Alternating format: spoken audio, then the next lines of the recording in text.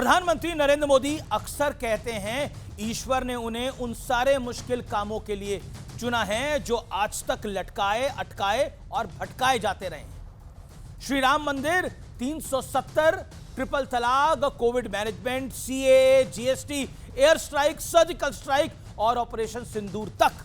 यह लिस्ट इतनी लंबी है जिसे बताने के लिए एक वीडियो काफी नहीं होगा।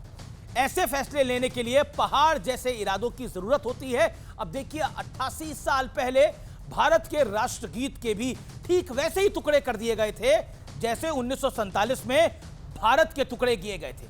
यानी राष्ट्रगीत और राष्ट्र दोनों के सीने पर धार्मिक उन्मादियों के दबाव में आकर कुल्हाड़ी चला दी गई थी और कांग्रेस ने चलाई थी। लेकिन 88 साल बाद अब नरेंद्र मोदी ने वंदे मातरम वाली अक्षम्य भूल को सुधारने का जिम्मा अपने कंधे पे लिया है, अपने हाथों में लिया है।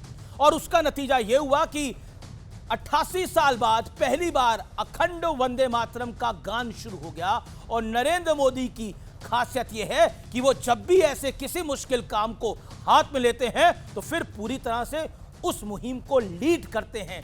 No regrets, no half hearted approach, unapologetic leader, leading from the front. गुरुवार को प्रधानमंत्री नरेंद्र मोदी ने लखनऊ में प्रेरणा स्थल का उद्घाटन किया।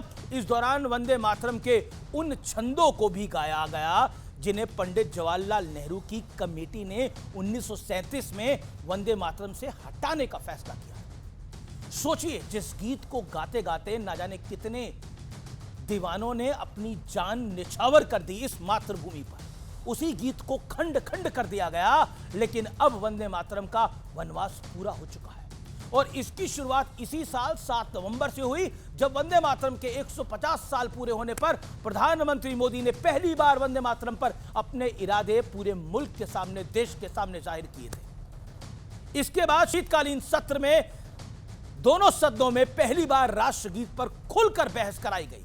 बीते 25 सालों में नरेंद्र मोदी के वर्किंग स्टाइल से साफ है, काम जितना मुश्किल, उनके इरादे उतने ही अड़िग।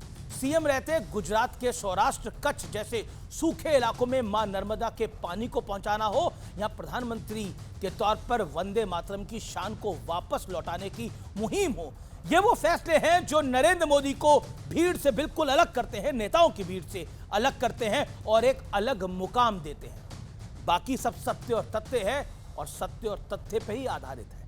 नमस्कार।